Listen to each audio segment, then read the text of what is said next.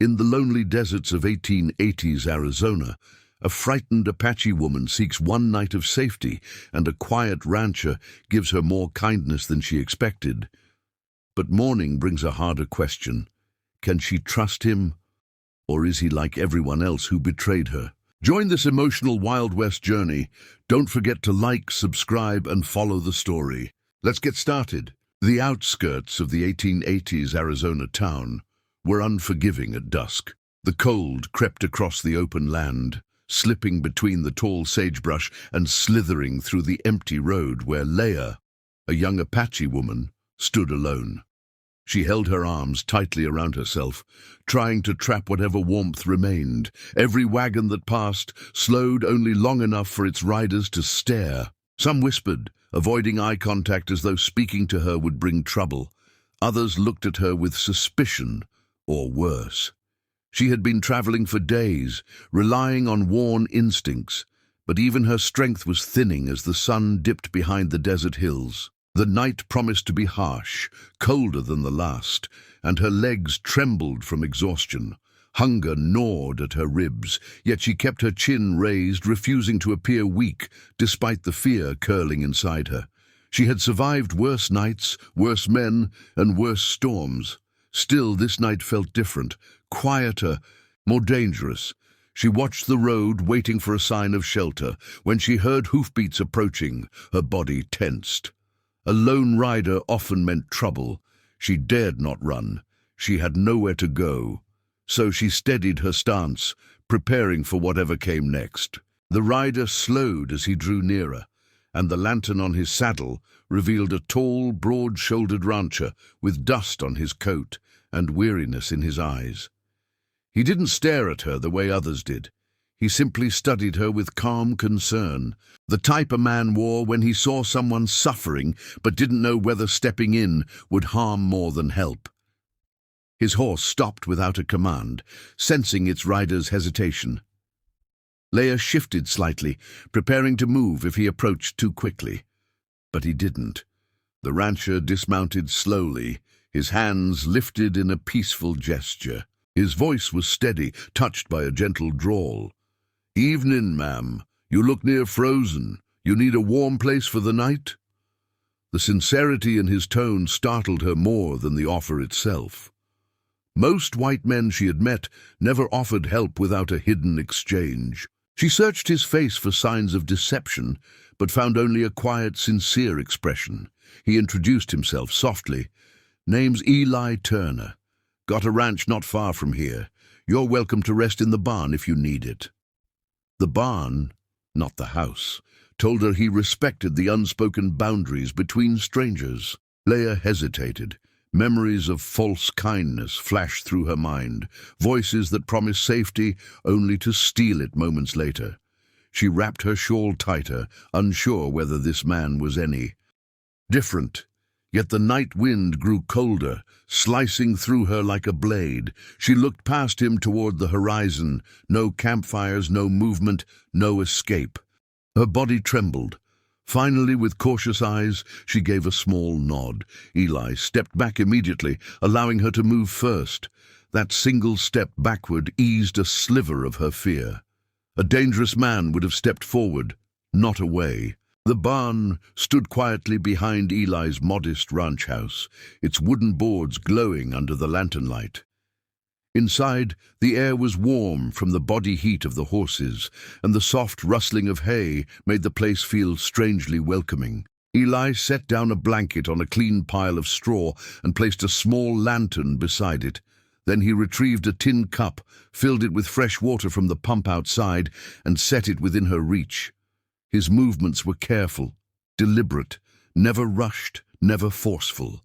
Leah watched him closely, noting how he kept his distance even in the small space. He stepped outside without lingering. "You're safe here tonight," he said, his voice drifting in gently through the barn door. "I'll be in the house if you need anything." Then he closed the door behind him, leaving her alone with the horses and the soft glow of the lantern. Leah stood still for several heartbeats, listening for footsteps returning. None came. Slowly she lowered herself onto the blanket. Her fingers brushed the fabric. It was warm, softer than she expected. She didn't understand why a stranger would go through such trouble for her, and that uncertainty felt like a weight on her chest. As the fire he'd prepared crackled softly in the metal stove, warmth spread through the barn. Leia let herself breathe more deeply, though her eyes stayed alert. She sipped the water cautiously, half expecting bitterness or trickery, but it was clean and cold. Her thoughts drifted to the road. How long she had walked, how many times she thought she wouldn't survive another night alone. For the first time in many months, her fear loosened just enough for exhaustion to creep in. She lay back against the hay, listening to the steady breathing of the horses as if their calmness could lend her some of its peace. Sleep did not come easily. Every sound made her flinch, the shifting of the barn doors, the distant howl of a coyote, the rustle of hay beneath her body. But slowly, as the minutes passed, her heartbeat steadied. She remembered Eli's gentle tone, his choice to step back, his refusal to crowd her. She thought of the sincere worry in his eyes, a look she had not seen since before her world had crumbled. It frightened her to feel comfort. Comfort usually meant danger in disguise. Yet tonight, the warmth of the fire soothed her trembling bones in a way she couldn't fight. When she finally drifted into sleep, it was with one final wary thought. No kindness came without cost. Every man she had met had wanted something. Land, labor, loyalty, or something. But as her eyelids grew heavy and the quiet settled around her like a blanket, another whisper rose within her, one she had almost forgotten. A whisper that said not every stranger intended harm. She didn't believe it fully, but she believed it enough to let her guard drop just a fraction. For the first time in months she slept without fear sharpening her senses. The fire warmed her back, the horses shifted softly beside her, and though her heart insisted this comfort might come with a price, something deep inside her hoped, just quietly, that she might finally be wrong. The morning light stretched across the open Arizona sky, painting the horizon gold as Leia stepped out of the barn.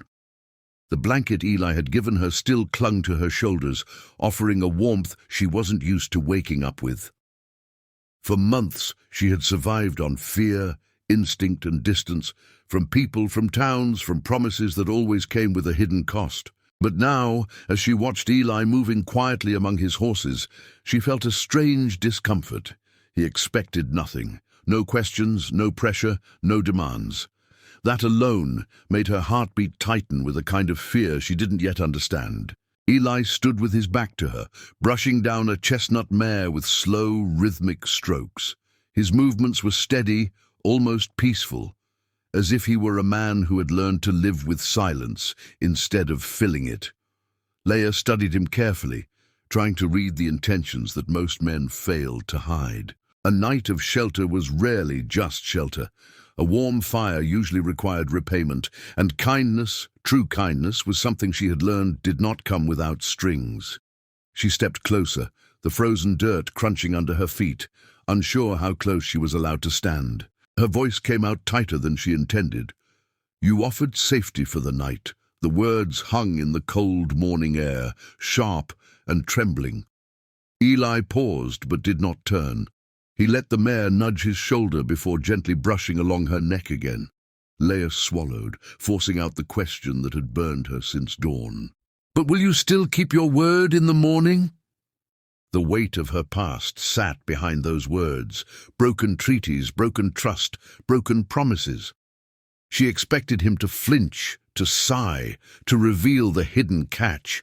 Most men revealed their true nature quickly. Instead, Eli turned slowly, almost surprised that she thought the question needed asking. His eyes didn't hold pity, they held understanding. "Miss," he said quietly, "I don't give my word lightly." He removed his hat, ran a hand through his dust-browned hair, and continued, "You're free to stay, to rest, or to leave. No one here owns you, not last night, not now." His voice was plain but steady, the kind that carried no grand speeches, just truth. Leia felt the unfamiliar sting of confusion. Men rarely spoke like that. Not with sincerity, not without wanting something in return. She took a step closer, scanning his face for the tiny signs that exposed lies, the twitch of an eye, the tightening of a jaw, the subtle tilt of greed or desire. She had learned to read people with the precision of survival, but all she found in Eli was quiet steadiness, a soft calmness that made her feel more off balance than danger ever had. "Why?" she asked before she could stop herself. Eli blinked, puzzled.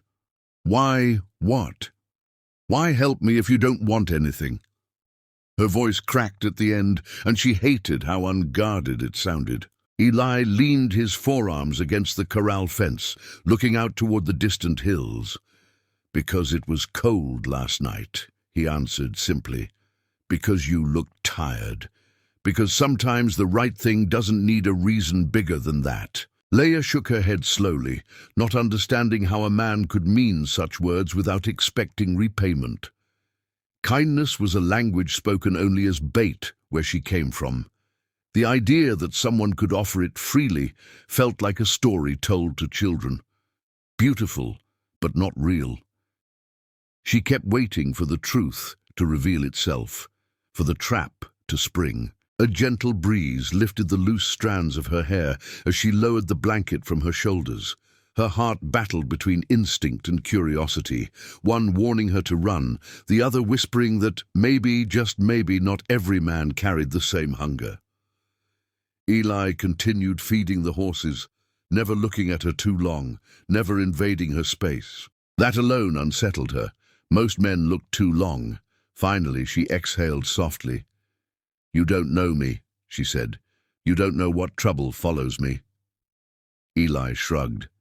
"Then trouble can rest too. Everyone deserves a place to breathe." His words landed with unexpected gentleness. Like a blanket she didn't know how to accept but couldn't pull away from either. She wrapped her arms around herself, unsure whether the tremble she felt came from the cold or from something breaking loose inside her. "You really expect nothing?" she whispered. Eli shook his head. "No, ma'am, not from you." The simplicity of the statement felt heavier than any demand could. Leia took a slow breath, letting the morning sun warm her face. For the first time in a long time, the air didn't feel like it was closing in around her. Trust was not something she offered easily. It had been torn, exploited, shattered, until it felt almost dangerous to hope again. But as she watched Eli work, his steady hands, his respectful silence, his willingness to let her choose her own next step, something unfamiliar stirred inside her chest. Not trust fully, not peace, not the security she once knew, but a spark, a flicker, a small, cautious opening she couldn't ignore. "I'll stay a little longer," she finally murmured, her voice barely above the hum of the morning wind. Eli nodded, no smile, no victory, just acceptance. As she stood beside him, the world felt strangely balanced, as though for the first time the ground beneath her feet was not shifting. She didn't know what tomorrow would bring, or how long this fragile truce between past and present would last. But she knew one thing with certainty: this man, this ranch, this quiet morning. It held no traps, no chains, no hidden bargains, just space, just gentleness, just the promise of another sunrise untainted by fear. And for a wounded soul like hers, that tiny promise was enough to make her stay, at least for now.